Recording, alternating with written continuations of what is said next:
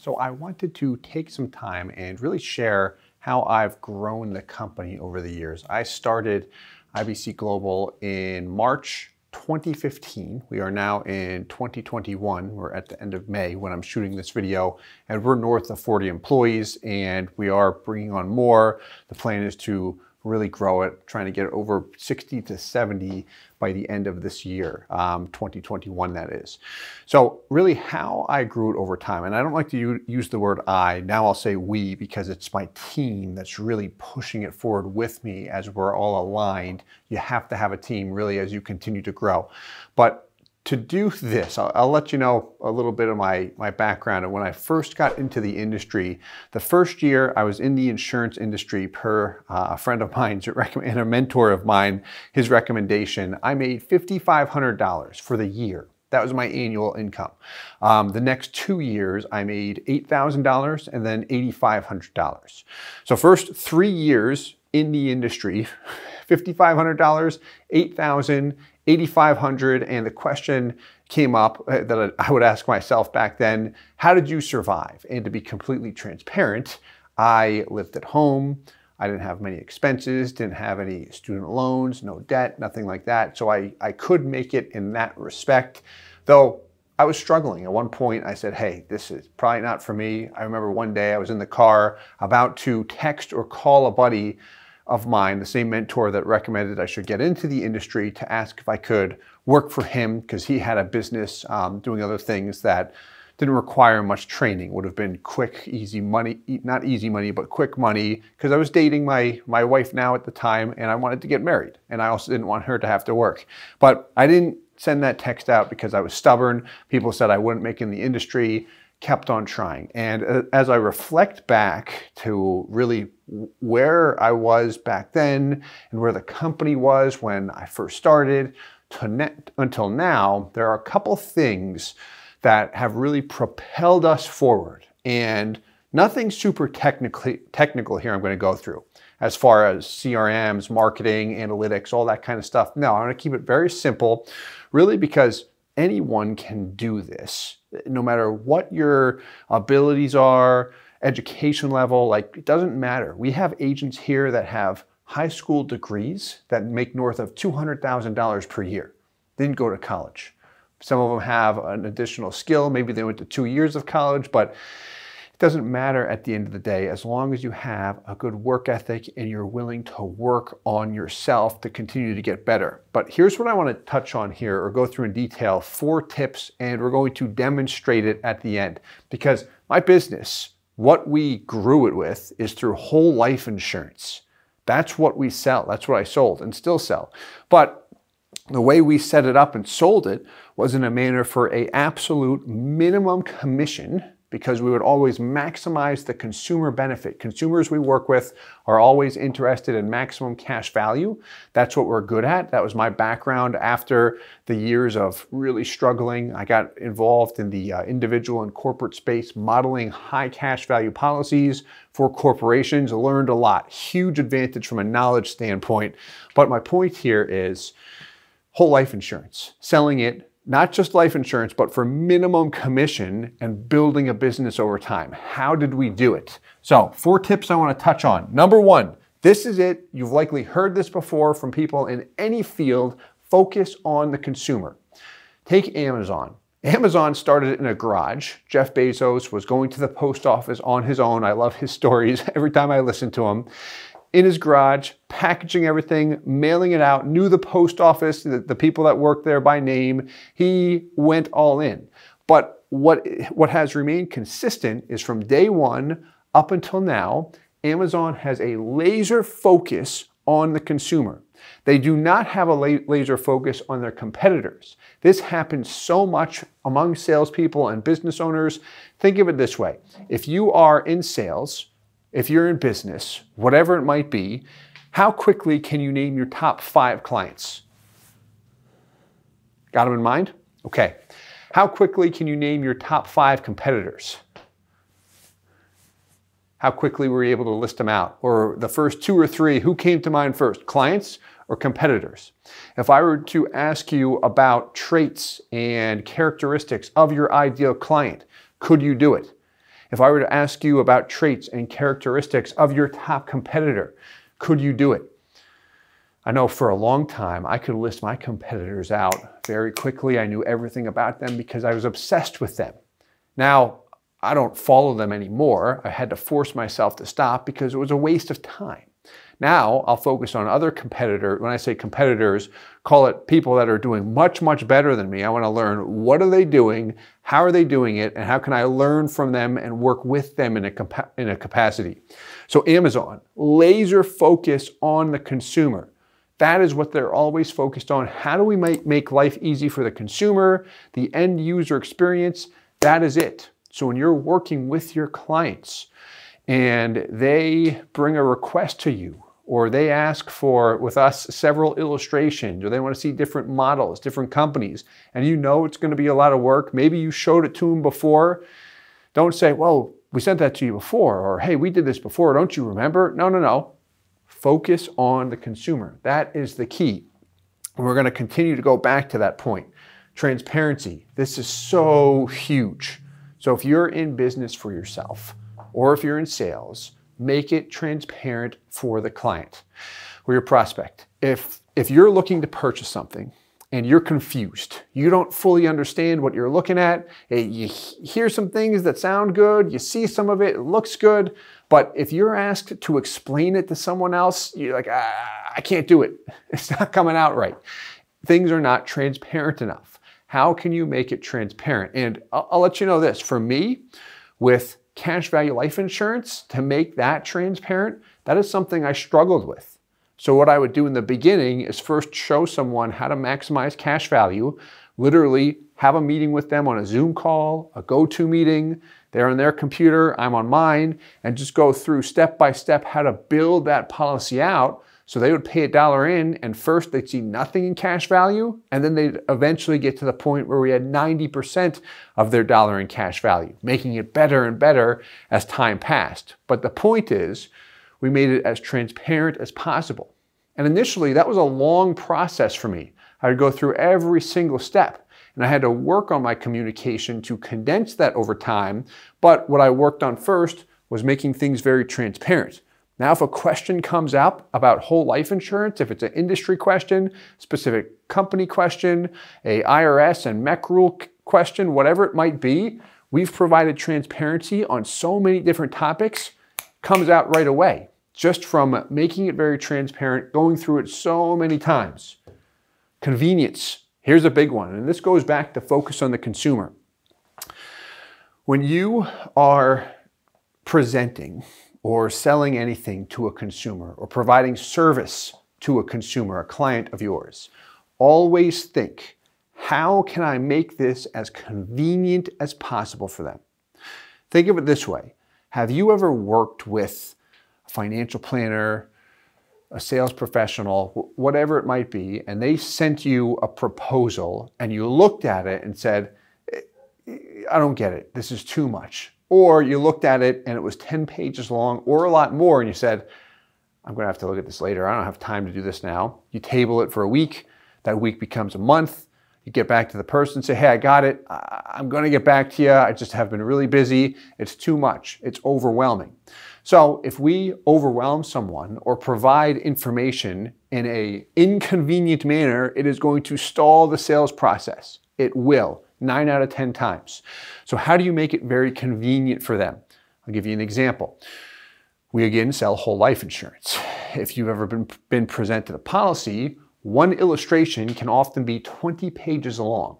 A lot of definitions, a lot of terminology, and if I look at just the number pages, which is me putting in money and I want to see what my cash value and death benefit is, there's about 7 other columns on a ledger that just confuse people to death.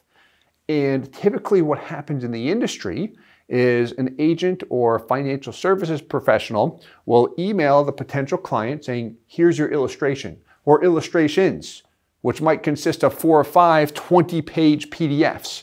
They got 100 pages of documentation to go through and people are like, what am I looking at here? This is confusing. And the agent will say, well, you want to go to this page, look at this, say it one time and expect the client to remember it. That ain't going to happen. Like we all know it. Flip positions. If you want to make things convenient, think of it this way. If you and I flip positions, you and your prospect flip positions, you send them something. If it was you and you received this and you're not in the industry, right? So you got to remember, they're not in your profession. When they read your email, look at the numbers, go over whatever it is you sent them, will they get it? Would you get it if you were them? If your answer is, that means no. It must be yes. They have to understand what I am sending them. So if I'm them and I got it, would I get this? Yes, very clear. Everything was answered, information, bullet pointed, makes sense, move on. If not, work on that communication there. Make it very, very convenient for them. What we'll do with people, and I love doing this because it's effective, is if I'm going to show a proposal to you of a high cash value life insurance policy, I know it's going to be a lot of information. I also know that it is beneficial for you, the consumer, to see a number of products with a number of different companies. So we'll often show 6 to 9 different samples in one shot. That's a lot of information. So what we'll do is, one, provide a simplified spreadsheet along with all of the detailed information. I'll also put a personalized recording together, which might be over a Zoom call. It's me just recording it, saying, okay, here's exactly how your money works. Here's your payments going in. Here's the columns you want to look at. Exactly what we would go through in a one-on-one meeting. And then send that recording along with all of the data that provides talking points that they can see and listen to while they are reviewing everything. Because my mindset is I must make it convenient for them. Otherwise, they won't move, or they'll come back with several questions and the process will stall. So in order to continue to grow the business, consumers needed to move faster, and they want to move faster. Nobody likes to stall in the decision-making process. I hate that stuff, or I hate it personally. So make things as convenient as possible. And then the last one, this is one of the most important ones. Personal development. Work on communication skills. When engaging with consumers, prospects, ask questions. Make it easy for them, but keep them engaged, but work on your presentation skills. So important to do that. This is still a huge weakness of mine and has been for such a long time. I used to freeze in the middle of presentations and just sit down in front of a group of people. It was the most embarrassing thing in my life. But in order to overcome it, I had to practice. That's it. Repetition. Be very transparent. Understand the product. Understand your business. Go through it all several times. It's one thing to absorb the information. When I would actually read it, I'd start to take it in. But I'm like, okay, now that I get it, how do I actually make sense of that? So I would repeat it out loud. Then I'd start to repeat it aloud in a way that would attempt to help others understand it as well. Communicate in several different ways. This way they hear it, they get it. That takes time.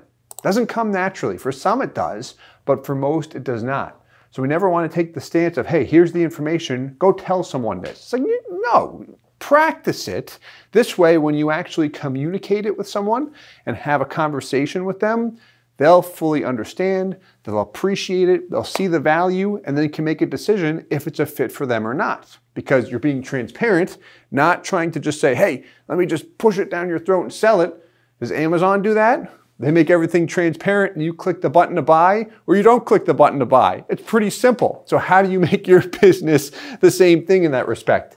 Let's go through a demonstration here. So again, we sell whole life insurance. That's been my primary business forever. We've also got a coaching and training business where we train other agents to do the same thing and build a business. But how do I do all this?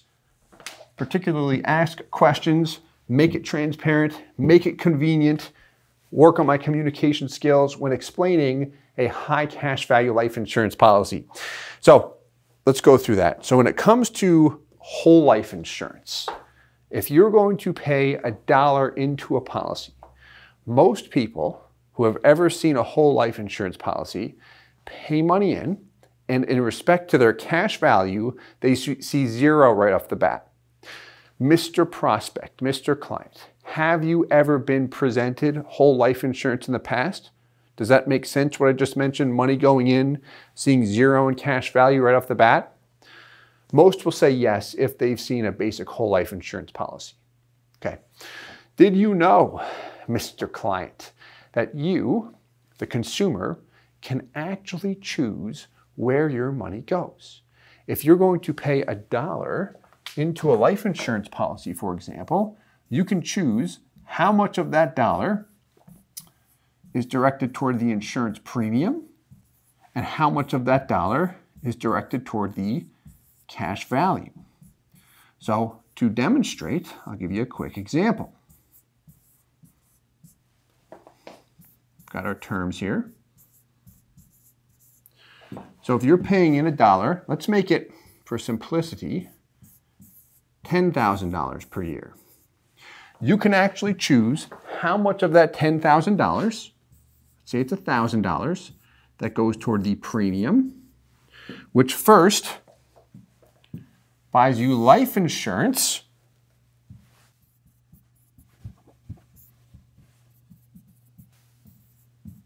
and then eventually builds cash value. So any amount of money you pay toward the premium does not show up in cash value, not in the first year you'll often find, because it buys you life insurance. Does that make sense? Any questions on that piece?